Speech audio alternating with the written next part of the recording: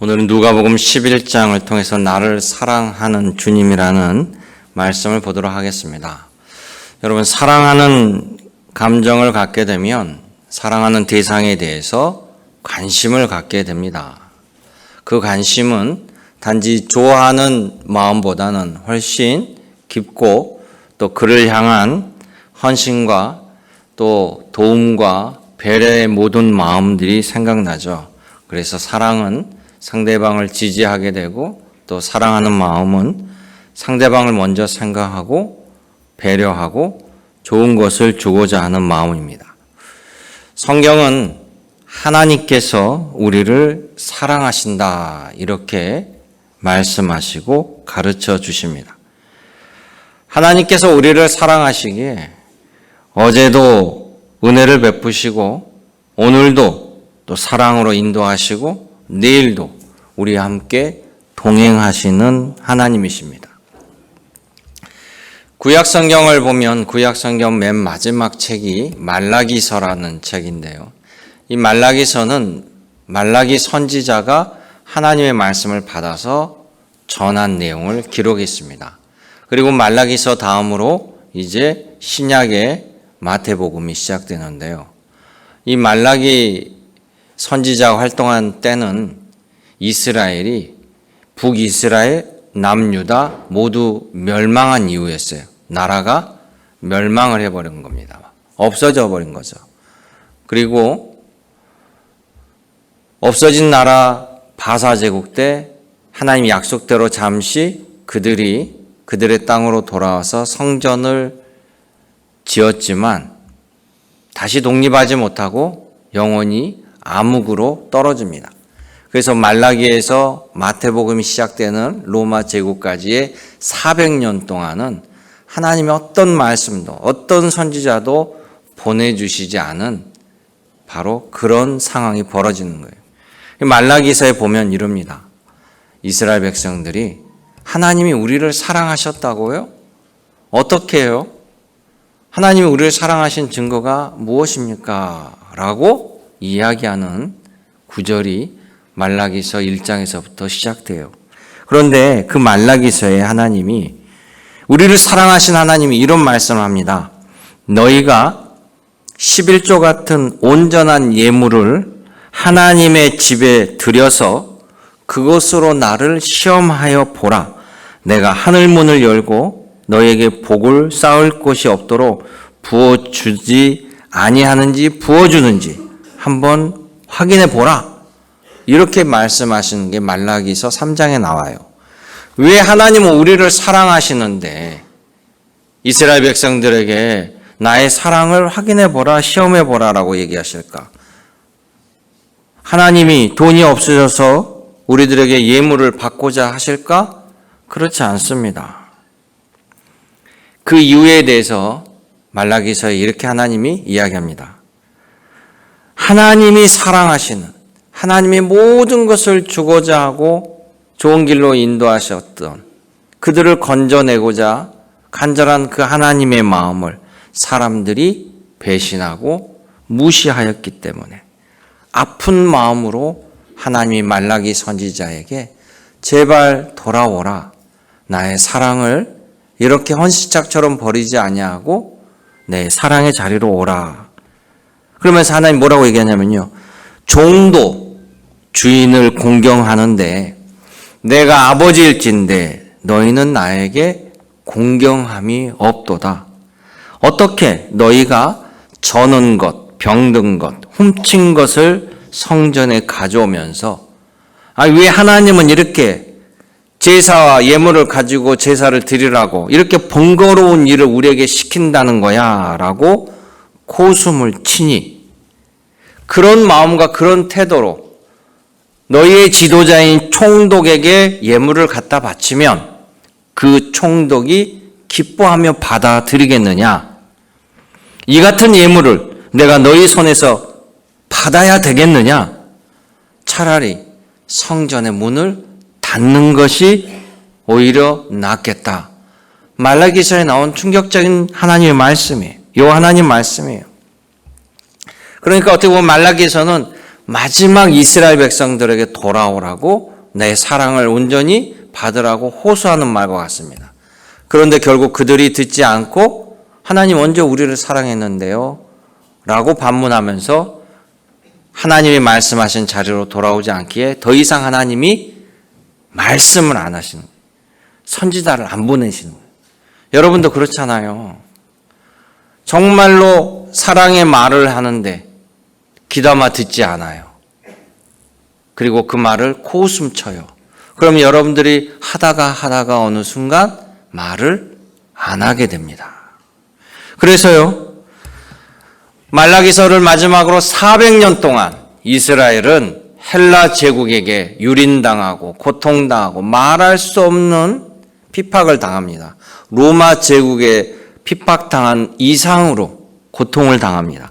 그런데 하나님이 아무도 선지자를 보내주지 않으세요. 그런데 그 400년이 지난 때 하나님께서 약속하신 메시아 구세주 예수님을 보내십니다. 왜 그럴까요? 그들은 달라지지 않았는데 왜 예수님을 보내실까요? 여러분, 부모가 자식을 포기할 수 없습니다. 아무리 말을 안 듣는 아들에게, 딸에게 더 이상 말은 않지만 그렇다라고 사랑까지 거두는 건 아니죠. 그리고 그를 돕는 일에 최선을 다하는 것처럼 하나님은 그 사랑 때문에 예수님을 이 땅에 보내십니다. 그래서 예수님이 이 땅에 오셔서 자신이 오신 이유에 대해서 성전에 들어가셔서 율법을 책을 펴시고 이렇게 선언해요. 누가복음 4장 18절에 보면 심령이 가난한 자에게 기쁨의 복음의 소식을, 포로된 자에게 자유함을, 영적으로 눈먼 자들에게 다시 보게 함을, 영적으로 눌린 자에게 자유케 하고 주의 은혜를 주시기 위함이라. 할렐루야. 예수님을 보내신 하나님의 사랑과 은혜가 어떤 은혜인지 누가복음 11장을 통해서 예수님이 우리에게 가르쳐 주신 그 사랑과 은혜를 여러분 함께 보며 은혜 누리며 하나님이 원하시는 그 사랑을 충만하게 받는 여러분 되시길 원합니다. 첫째는 예수님을 구세주로 믿어야만 악한 영의 지배에서 벗어나 우리가 성령님의 인도함 따라 살아갈 수 있다라고 이야기합니다. 오늘 누가복음 11장에 보면 이 귀신 들린 자를 고쳐주는 장면이 나타나요. 14절부터 나타나는데요. 예수님은 제자들에게 복음을 전하라고 하는 사명을 줬어요. 복음이 뭐냐? 복음은 말 그대로 기쁜 소식인데 이 복음의 핵심이 뭐냐? 핵심은 하나님이 보내신 구세주가 예수님이시고 그 예수님을 믿어야만 우리가 하나님의 구원 백성으로 살아갈 수 있다라는 거예요.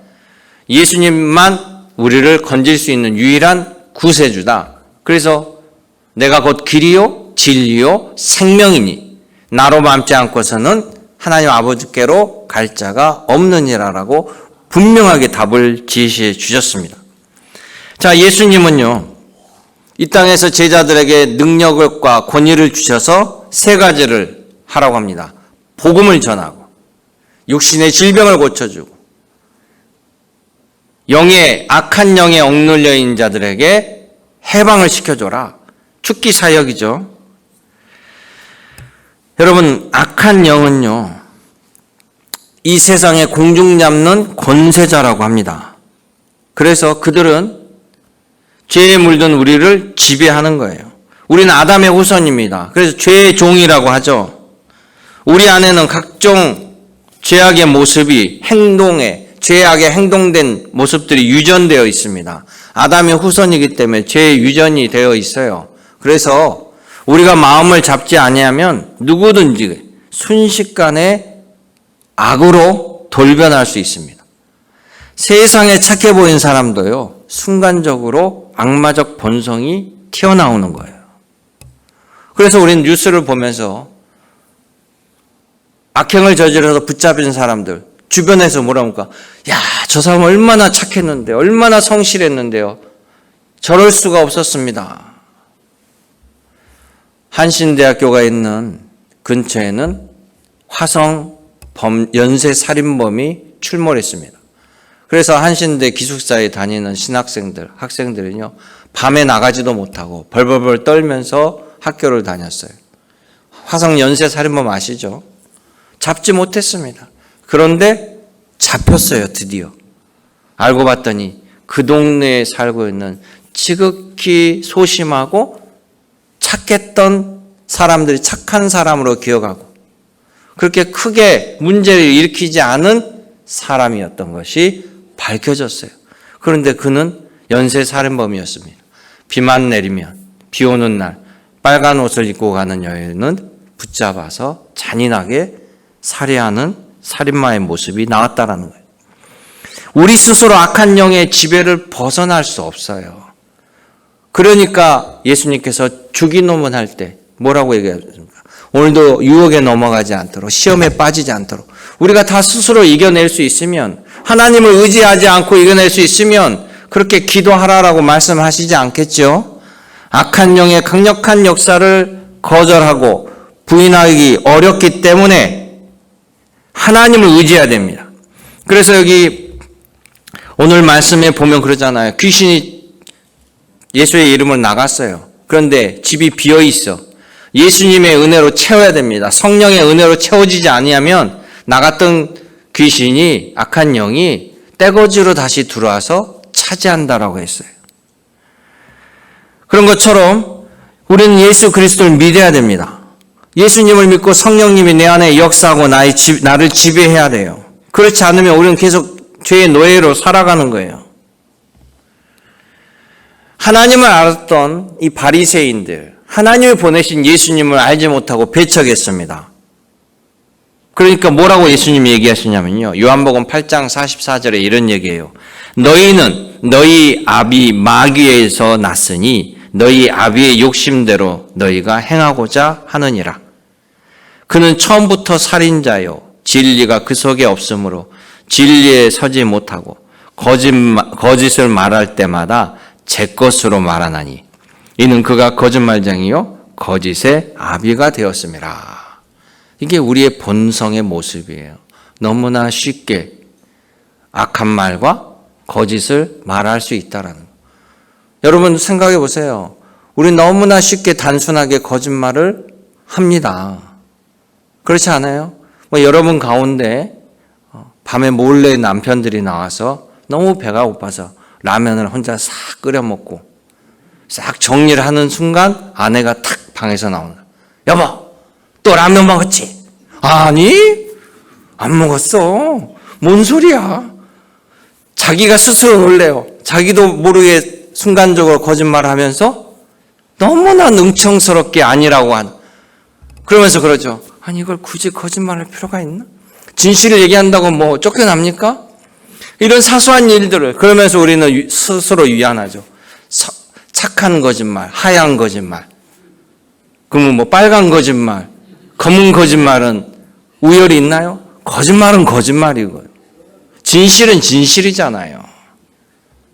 그런데 너무나 쉽게, 너무나 자연스럽게 한다라는 거예요. 여러분 성경에 마귀라고 나오는 것은 사탄의 다른 똑같은 이름이에요. 마귀나 사탄이나 같은 건데 그들은 원래 천사장이라고 하잖아요. 천사들을 거느리는 우두머리였어요. 천사장. 근데 그 천사장이 타락하여가지고 마귀의 짓을 한 게 된 겁니다. 그게 마귀가 대명사가 된 거예요. 조미료의 대명사가 예전에 미원은 상편대. 그냥 미원 그러면 조미료잖아요.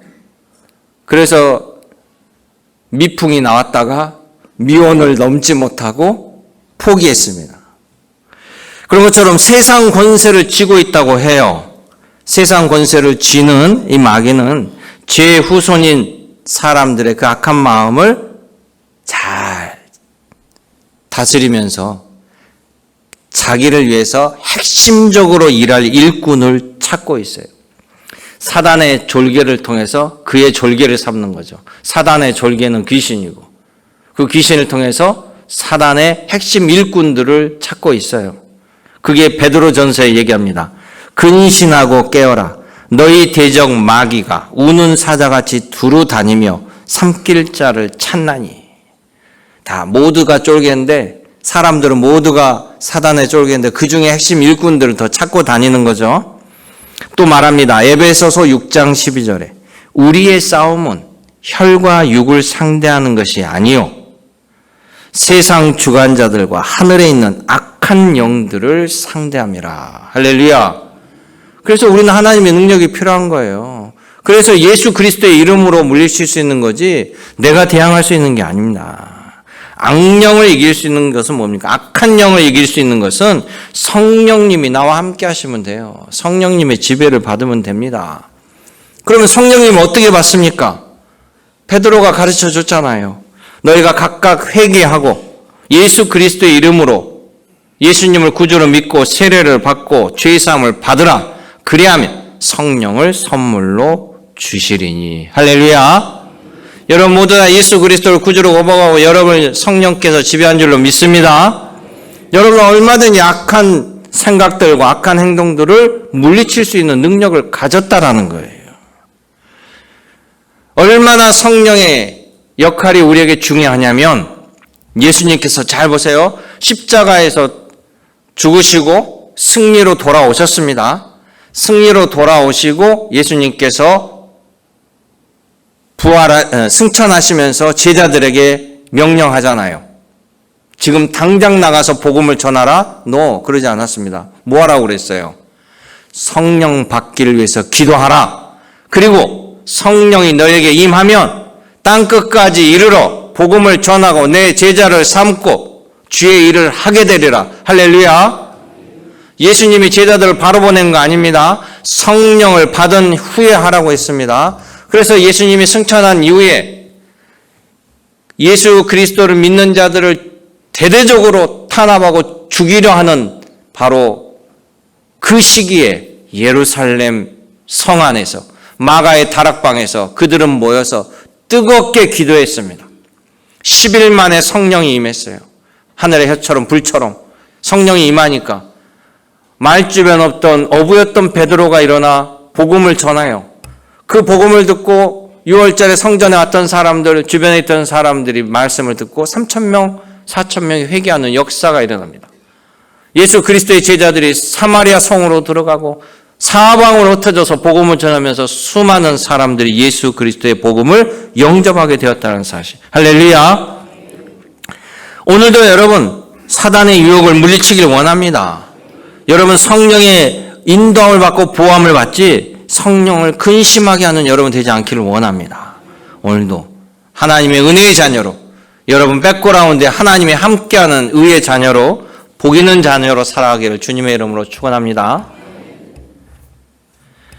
두 번째 예수께서 우리에게 말씀합니다. 하나님의 말씀, 예수님의 가르침을 듣고 따르며 하나님이 주시는 복을 받으라고 우리에게 말씀하십니다. 여러분 사람들은요 복을 좋아해요. 복 받기를 원해요. 아무도 아멘 안 하시네. 너무나 당연하니까. 여러분 복 받기를 원하죠? 그럼 복이 뭡니까? 복을 좀 나한테 설명 좀 해줘 보세요. 도대체 뭐가 복이에요? 뭐가 복?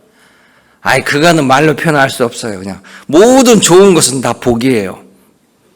우리 조상들이 그렇게 생각했어요. 좋은 것은 다 복이라고 했어요. 잘 먹고 잘 입고 잘 살고 입신양명하는 거, 부모 복, 자녀 복, 남편 복, 아내 복, 재물 복, 건강 복, 친구 복, 심지어 교회 복. 사람들이 생각하는 평안과 만족의 상태 모든 것을 복이라고 했어요. 그래서 내가 국어사전을 찾아봤습니다. 도대체 복을 뭐라고 정의해놨는가? 그 국어사전에 보니까 사전적 정의는 인간의 힘이 아닌 인간을 초월한 절대적인 어떤 것에 영향을 미치는 운수와 같은 것 이래요. 운수 대통하는 날 그러잖아. 복권을 샀는데 1억 원 당첨됐다. 운수 대박이다. 이러잖아. 내가 어떻게 할 수 있는 게 아니라 외적으로부터 초월하는 어떤 복을, 축복을, 필요한 모든 것 넉넉하게 채워지는 것을 복이라고 해요. 복이 빈약하면 그것도 복이 아니에요. 풍성해야 돼. 차고 넘쳐야 돼. 그러면 성경에서는 복을 뭐라고 얘기할까? 성경에도 복이 있을까? 여러분 창세기 1장에 복이 나옵니다. 거기 보면 온 우주를 창조하신 이가 창조주잖아요. 제가 화면에 띄웠어요. 성경 말씀을. 온갖 우주 만물을 창조하신 하나님이 복을 주셔요. 복을 말씀하신단 말이에요. 그러니까 자 보면 창세기 1장 22절에 하나님이 그들에게 복을 주시오라고 했는데 이제 그 앞장에 뭐라고 나오냐면 앞절에 여기서 그들은 누구냐면 물고기와 동물들, 생명체예요. 그들을 창조하신 다음에 물고기도 만들고 또 동물들도 만들고 하나님께서 만드신 다음에 그들에게 복을 주시어 이르시되 생육하고 번성하고 바닷물에 충만하고 새들도 땅에서 번성하라 하시니라. 아멘. 두 번째, 하나님이 자기 형상 곧 하나님의 형상대로 사람을 창조하시되 남자와 여자를 창조하시고 하나님이 그들에게, 여기서는 사람이죠, 그들에게 또 복을 주시어 하나님이 그들에게 이르시되 생육하고 번성하여 땅에 충만하라. 땅을 정복하라. 바다의 물고기와 하늘의 새와 땅에 움직이는 모든 생물을 다스리라 하셨단 말이죠. 이 말을 뒤집어 보면 우리가 이 땅에서 생육하고 번성하고 잘 살 수 있도록 필요한 그것이 복이라는 거예요. 그죠? 어렵지 않죠? 내가 잘 살아가는 모든 것에 할 수 있는 원형이 바로 복이라는 사실이에요. 이건 누가 줍니까? 하나님만이 주시는 거예요. 우리를 지으신 창조주 하나님이 우리에게 그것을 주실 수 있다는 거죠. 그러니까 복은 누구로부터 옵니까? 하나님으로부터 오는 거예요. 다른 것은 다 가짜예요, 가짜. 하나님이 주셔야만 합니다. 그러면 하나님이 주셔야만 잘 살 수 있는 이 복을 어떻게 어디서 받아야 할까요? 어디서 받아요? 복권 파는 집에 가면 있어요? 27절을 보세요. 27절에 이 말씀을 하실 때 무리 중 한 여자가 음성을 높여 이르되 당신을 뵌 태와 당신을 먹인 젖이 복이 있나이다. 이게 뭐냐면 예수께서 귀신 축기 사역을 몰아내고 이 하는 모든 것들을 보고 한 여인이 그럽니다. 당신을 낳은 예수님을 낳은 어머니는 얼마나 축복을 받아서 예수님을 낳았을까요? 하나님을 낳았으니, 구세주 예수님을 낳았으니 당신의 어머니처럼 복 있는 사람이 없습니다. 그러니까 최고의 복은 다 받았다는 소리잖아요. 그때 예수님이 뭐라고 합니까? 우리 어머니만 받은 게 아니라 당신도 똑같이 받는다. 그러면서 28절에 얘기하죠. 예수께서 이르시되 오히려 하나님의 말씀을 듣고 지키는 자가 복이 있느니라 하시니라. 아멘. 할렐루야. 예수님의 어머니만 복 받으면 우리 남자들은 영원히 길이 없잖아요. 임신할 수도 없는데. 그러니까 이 여자가 뭡니까? 예수님의 어머니가 받은 복은 내가 도저히 따라갈 수 없는 복이에요. 근본적으로. 내가 예수님을 낳을 수 없잖아요. 그러니까 당신을 가지고 낳았고 기른 그 태는 축복 중에 축복입니다. 이건 도저히 내가 접근할 수 없는 일인데 예수님은 no 그랬어요. 아니에요. 누구든지 우리 어머니와 같은 복은 하나님의 말씀을 지키는 자는 동일하게 받을 수 있다. 이 말입니다. 얼마나 큰 은혜의 말씀이에요. 그 말은 뭡니까? 결국 복은 하나님의 지시와 하나님의 방법을 따라야만 받을 수 있다라는 것이에요. 그렇지 않겠어요? 하나님이 주시는데 하나님의 방식대로 하나님 말씀대로 주시는 거예요. 시편 1편을 보면 복 있는 사람, 복 받는 사람에 대해서 쉽고 간단하게 나옵니다. 제가 본문을 또 한번 띄워줄게요. 열어보세요. 시편 1편. 복 있는 사람은, 복 받은 사람은 뭡니까? 악인들의 꾀를 따르지 않, 악행에 함께하지 않는 거예요. 악한 지, 악한 생각, 악한 잔머리 쓰지 않는 거예요. 이건 하나님과 함께 할 수 없는 길이잖아요. 죄인들의 길에 서지 아니하고 마찬가지입니다. 오만한 자는 하나님보다 자기가 더 똑똑한 거예요. 오만한 자의 자리에 앉지 하고 뭡니까? 오직 여호와의 율법을, 하나님 말씀을 즐거워하고 그 율법을 쥐하로 묵상하는 자다. 아멘. 주님 말씀을 따르는 거예요. 그런데요, 악인들은 어떻게 된다고 했습니까? 1장 6절에 주님의 말씀을 따르는 자들이 의의 자녀들이에요. 의인들의 길은 하나님께서 여호와께서 인정하시나 악인들의 길은 망하리로다. 아멘. 여러분 이 말씀을 기억하시기 원합니다. 우리는 끝을 모르지만 하나님은 끝을 아신다라는 거예요. 우리 때 안 이루어진다라고 하나님 응답을 안 해주신 게 아니에요. 우리는 끝을 모르지만 하나님은 반드시 그 은혜를 내려주신다라는 사실을 기억하시길 원합니다. 그러니까 성경은요, 복으로 시작해서 복으로 끝나요. 창세기 1장에 아까 말한 것처럼 세상과 동식물과 사람들을 복을 주시고 축복을 선언하고 시작하죠. 복을 주시면 시작하죠. 중간에 뭐 구약의 신명기 또 시편 학계 계속해서 복에 대한 복을 주신 이야기들이 계속 나와요. 신약까지. 신약의 마지막 책 계시록이죠. 계시록에 보면 마지막 혼인잔치 얘기가 나옵니다. 그 혼인잔치 하나님이 복을 부어주셔요. 그 혼인잔치는 어떤 혼인잔치냐? 신랑 되신 예수님과 신부 되신 우리가 주님의 다시 오실 때 만나는 그날, 그 혼인잔치에 하나님의 축복으로 성경이 끝나게 돼요. 복으로 시작해서 복으로 끝나는 겁니다. 또한 성경에서 수많은 사람들이 나오잖아요. 그 사람들이 승리하고 복을 누리는 사람들은 전부 다 하나님 말씀에 순종한 사람들이에요. 기드온이라는 청년 소심했어요. 아말렉 연합군대가 쳐들어와서 이길 수 없는 싸움에 하나님 말씀 그대로 300명의 소수를 데리고 나아가서 대승을 거두었습니다. 가나안 땅을 정복할 때 가나안 민족들은 전부 다 하나님을 믿고 투항해서 하나님을 믿든지 아니면 다 몰아내는 운명을 가졌죠. 그때 기생 라합이라는 이 가나안 여인이 이스라엘 정탐권을 보면서 나는 하나님의 소식을 너무나 많이 들었습니다. 위대하신 하나님, 창조주 하나님, 난 그 하나님을 믿겠습니다.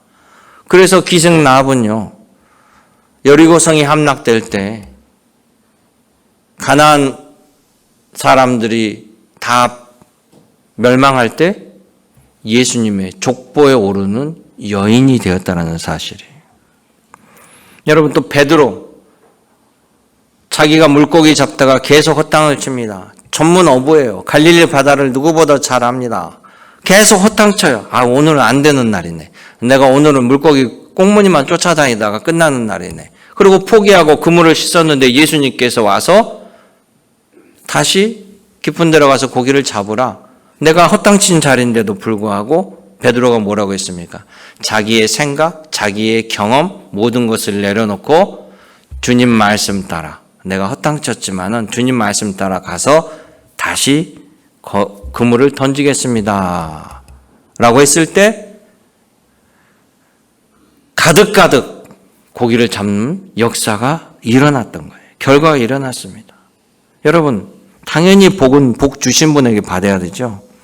채소 장사한테 가서 생선 달라고 때를 쓸 수 없는 거 마찬가지 아니겠습니까? 히브리서 11장 6절에 이렇게 얘기합니다.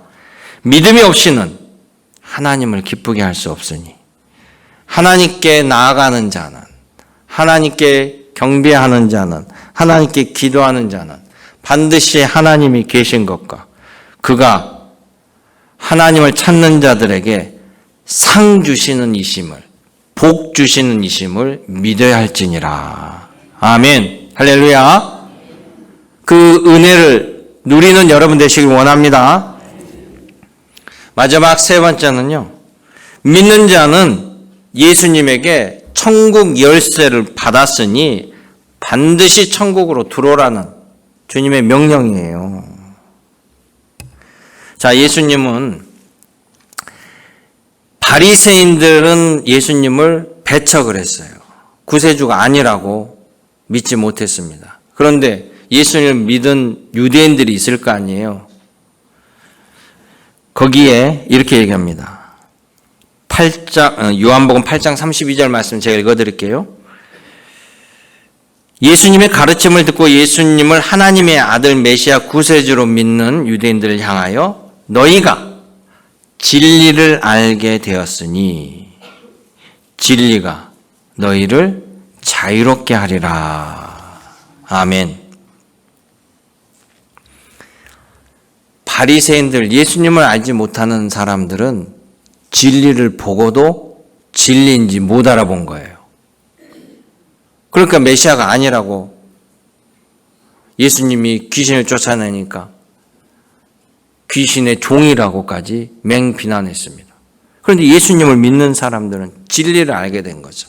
그러니까 내가 곧 길이요 진리요 나로 믿지 않고는 아버지께로 올 자가 없다고 그랬는데 우리는 그 길을 아는 거잖아요. 그래서 여러분, 예수님을 만난다는 것은요, 큰 축복입니다. 진리를 안 거죠. 여러분, 진리를 알면 엉뚱한 고생 안 합니다. 진리를 안다면 함부로 이렇게 행동 안 할 거예요. 왜? 어느 것이 나에게 최후 복된 길인지 아닌지를 알게 됐으니까요. 여러분, 진리를 안다라면 헛된 집착 안 합니다. 그 일이 나에게 악행이 된다는 것을 알게 되니까요. 그래서 참 진리의 길은 예수님의 길이에요. 천국 백성으로 살아가는 영원한 삶을 누리는 복된 길입니다. 그런데 예수님이 오시기 전에는 이 역할을 율법이 했어요. 예수님 오시기 전에는. 그래서 그때는 율법의 가르침을 따르는 것이 중요합니다. 안식일, 토요일을 지키는 것도 중요하고 또 10계명을 따르는 것도 중요하고 구약의 율법대로 따르는 것이 중요했어요. 왜냐하면 율법의 최종 목적은 우리가 이 하나님의 율법을 완벽하게 지킬 수 있는 의인이 없다라는 것을 깨닫고 내가 죄인임을 알게 하고 이런 나를 구원해 줄 이 바로 하나님이 보내신 메시아를 만나게 하는 게 율법의 목적이지 율법이 우리를 구원으로 일으킬 수 없어요. 그래서 구약에서는 동물 제사가 한시적인 제사예요. 한번 제물로 속죄한다라고 영원히 속죄가 되는 게 아닙니다. 그런데 예수님이 오셔서 한 번의 제사가 아닌 한 번의 제사로 영원함으로 바꿔주신 거예요. 그러니까 예수님을 하나님의 아들로 아는 베드로가 그랬죠. 주는 그리스도요 살아계신 하나님의 아들이십니다 라고 하니까 예수님이 베드로야 너가 이렇게 고백한 것은 네 스스로 깨닫는 것이 아니라 하늘의 아버지 성령께서 가르쳐줬기 때문에 네가 하는 거다. 할렐루야. 그러면서 베드로에게 뭐합니까? 내가 너에게 천국 열쇠를 주리니 이 땅에서 풀면 하늘에서도 열리고 이 땅에서 잠그면 하늘에서 잠기리라 라는 천국 열쇠를 주셨어요. 여러분은 집 열쇠, 여러분 금고 열쇠를 누구한테 줄 수 있어요? 여러분의 아내나 남편이나 자식한테는 줄 수 있어요. 남한테는 못 줍니다. 간혹가다 욕심 많으면 자기만 가지고 있는 사람도 있는데 가족하고는 열쇠를 쉐어하잖아요. 내 아들이니까 열쇠를 줄 수 있는 거예요. 하나님의 자녀니까 당연히 문 따고 들어오라고 열쇠를 주는 거 아니에요? 아멘만 들어갑니까? 열쇠를 가지고 있어야 내 집에 들어가죠. 엄밀히 따지면 내 아버지 집이지만 내가 들어가잖아. 여러분 학창시절에 마찬가지예요. 주님께서 주님의 자녀들의 천국 열쇠를 주신 겁니다. 그렇기 때문에 예수 그리스도를 믿는 자는 천국 열쇠를 가지고 있는 거예요. 오직 예수님만이 길이요 진리요 생명이라고 했어요. 길을 알고 있고 열쇠를 가지고 있습니다. 그런데 바리새인들은요. 그 열쇠를 가지고도 그 열쇠가 무슨 열쇠인지도 모르고 지도 못 들어가고 남도 못 들어가는 바보 같은 짓을 한다는 거예요. 11장 42절에 이렇게 얘기해요. 바리새인들을 향하여 바리새인들아 너희는 박하와 운양과 모든 채소의 11조는 들이되 공의와 하나님에 대한 사랑은 저버렸도다. 이것도 행하고 저것도 버리지 말아야 할지니라. 아멘. 제사의 형식은 다 갖췄으나 정말 하나님이 원하는 뜻, 사랑, 공의, 행동의 모든 모습들은 나타나지 않는다라는 거예요. 형식적인 예물 말라기서에 하나님이 나 받지 않는다. 내가 왜 그걸 받아야 되는데? 라고 하나님 말씀하잖아요. 그러니까 바리새인들은 뭡니까? 반은 하나님의 길에 있고 반은 자기의 길에 서 있는 거예요. 처음부터 끝까지 전혀 불신자와 달라요. 결국 믿는 자들에게 주는 말씀과 같습니다.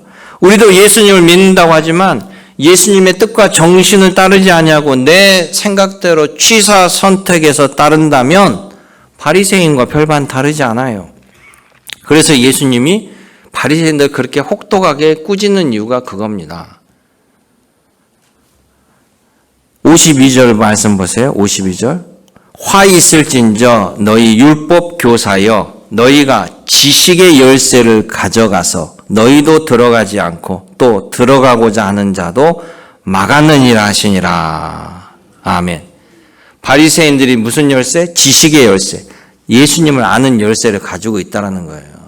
예수님을 아는 열쇠를 가지고 있기 때문에 그 문을 열면 예수님을 만나고 결국 천국 열쇠를 가질 것과 마찬가지죠. 그런데 그 열쇠를 가지고도 용도를 몰라. 지도 못 열고 남도 못 열어. 안타깝지요? 그런 사람이 있어요. 가룟 유다입니다. 예수님의 제자인데 천국 열쇠 들고 다니다가 천국에 가긴커녕 멸망의 방으로 들어가 버렸어요. 구약에 보면요. 엘리 제사장 매우 위대한 사람입니다. 최초의 제사장이고요. 엘리 제사장은 한나가 아이를 낳지 못할 때 한나 여인을 기도해서 하나님으로부터 태문을 열리게 한 제사장이고요. 또 엘리 제사장은 자기 두 아들을 다 제사장으로 만들어서 키웠고 한나가 낳은 사무엘을 하나님의 위대한 선지자로 직접 성전에서 길러 양육한 사람이에요. 그런데 그 엘리 제사장의 자식들 홈리와 비느하스는 그 위대한 아버지 밑에서 자라면서 성전에서 온갖 나쁜 짓은 다 한 거예요.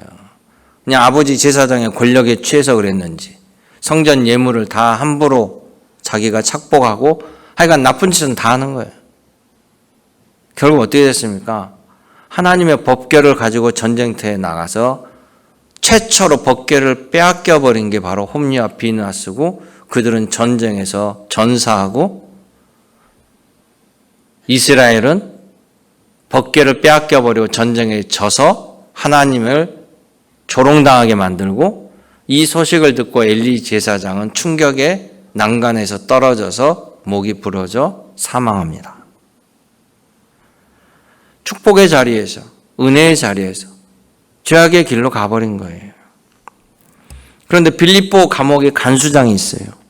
이 빌립보 감옥의 간수장은 맨날 죄인들만 상대해야 돼요. 그런데 어느 날 좀 특이한 죄인이 들어왔네요. 바울과 실라라는 죄인이. 이 죄인은 감옥에 들어와서도 찬송하고 기도하고 희한한 모습을 보여요. 이상한 사람들이라고 생각했어요. 근데 이들이 와서 찬송하고 기도하다가 갑자기 감옥에 지진이 나고 감옥이 무너지더니 죄수들이 죄다 도망가 버렸어. 그럼 간수장은 어떻게 됐습니까? 큰일 났다.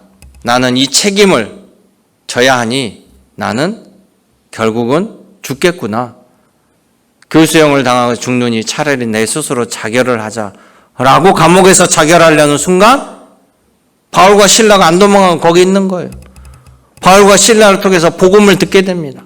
한 번도 들어보지 못한 놀라운 하나님이 나를 사랑하시고 하나님이 나를 위해서 바울과 실라를 보내주시고 나에게 소망과 희망이 있다는 것을 듣게 됩니다. 죽음의 자리에서.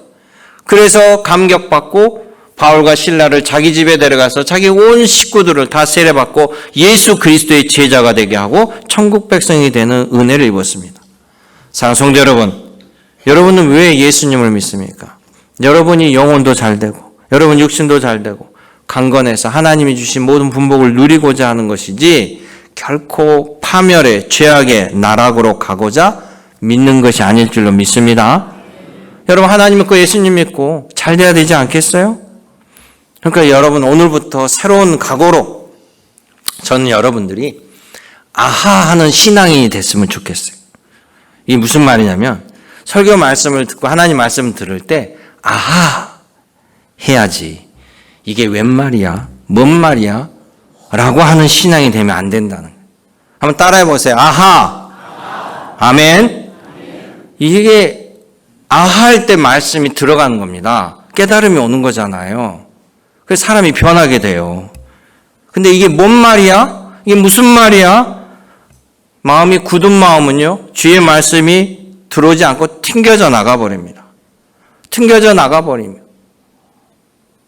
예수님 옆에 따라다니면, 3년 동안 따라다니면 뭐합니까? 말씀이 튕겨나가서 결국 멸망의 길로 떨어지는 것처럼. 여러분, 예수님의 사랑이 여러분에게 은혜가 되고 복이 되기를 축원합니다. 이 시간 여러분 모두 예수님의 사랑으로 영육간에 충만하여져서 은혜 위에 은혜, 주님의 복의 손길, 아름다운 입술로 살아가시기를 다시금 주님의 이름으로 축복합니다. 참 좋으신 아버지 하나님, 주님의 그 사랑을 알게 하시고 보게 하시고 누리게 하여 주옵소서. 예수님의 이름으로 기도드립니다. 아멘.